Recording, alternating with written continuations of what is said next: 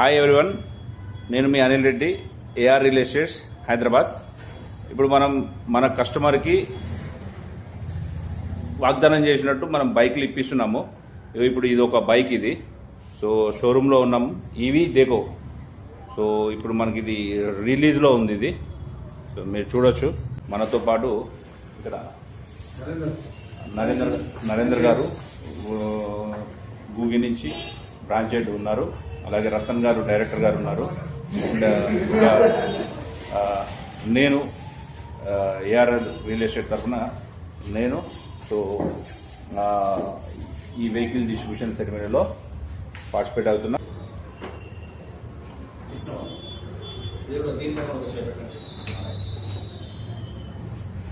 Thank you గూబీ. ఇప్పుడు right on right